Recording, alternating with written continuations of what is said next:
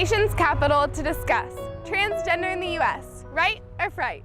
As this hotly debated topic enters more and more into the limelight, it is key that it be discussed by presidential candidates in the upcoming 2016 election. Many people believe that the lack of attention on this topic has led to a rise in hate crimes and homicides victimizing transgender people. At least 22 transgender women have been murdered in 2015, all across the United States. We have about a trans person per month murdered in the United States just for being transgender. It's been higher this year. There's always that fear of maybe your parents will kick you out, your boss will fire you, or someone might straight up kill you. They just beat him to a pulp. And that is a hate crime.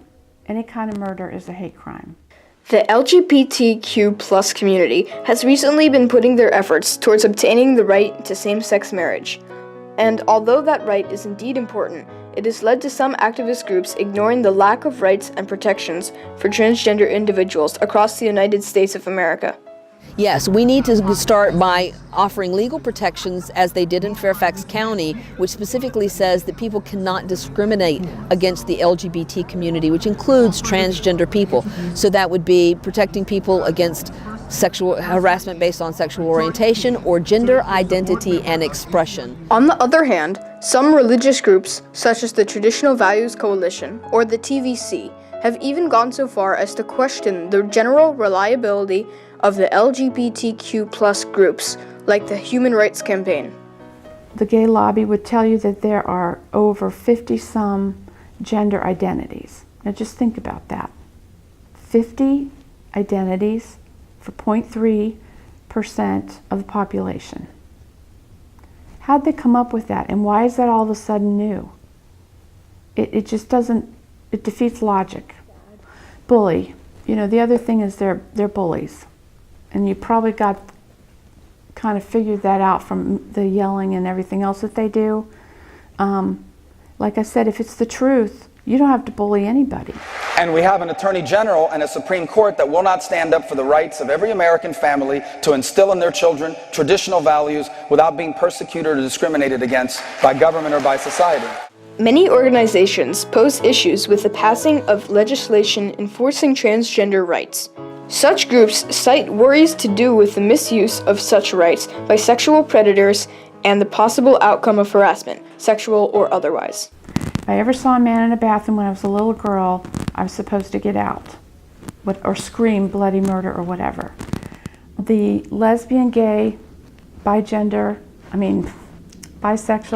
and transgender lobby has an underlying goal, and they want to legalize and legitimize deviant behavior, which sounds crazy. Presidential candidate Mike Huckabee, as one of the few presidential candidates to speak on the transgender movement, exemplified the concerns of many in his speech at the National Religious Broadcasters Convention.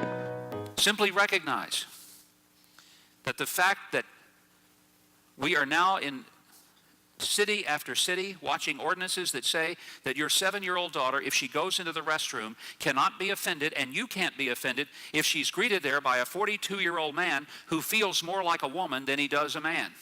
Despite these worries, activism groups continue to push for equal rights.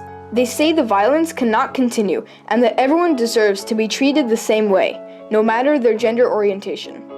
Many equal rights groups also worry about how much most people know about trans individuals. Because people are afraid of things they don't understand. And so people who don't know someone who's transgender feel like this new kind of person that they don't understand threatens their life as they understand it. It makes them uncomfortable and afraid. So what are some specific ways to end transgender violence? What is it that needs to be done to stop a large population of our nation from wanting to hurt these people? Some people believe that the answer is for both stricter laws and more exposure. In other words, a transgender person should be able to get a hotel room or a table at a restaurant. They should be able to get a job and keep a job regardless of what gender they are or what gender they might transition to. Laws should protect people, their legal rights, despite whatever gender they currently are or what gender they may transition to. Groups in opposition, including the TVC, believe that the best course of action is to offer help to those who experience what they call gender dysphoria, or the act of being transgender. I think it would be much more kind to allow them to get therapy from a qualified practitioner so that they could become the person they were meant to be and have happiness.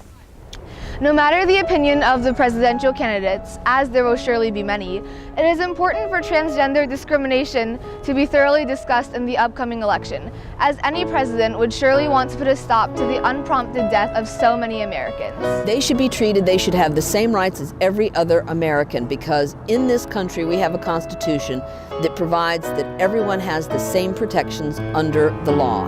And we should be a country that is ruled by our legal statutes. And therefore, a transgender person is in no way, shape, or form different from any other person in any school, in any business, anywhere. It's not because they lack civil rights. It's because they're mentally troubled. You know, and mental health and mental disorders is just like heart disease, diabetes, it needs medical care.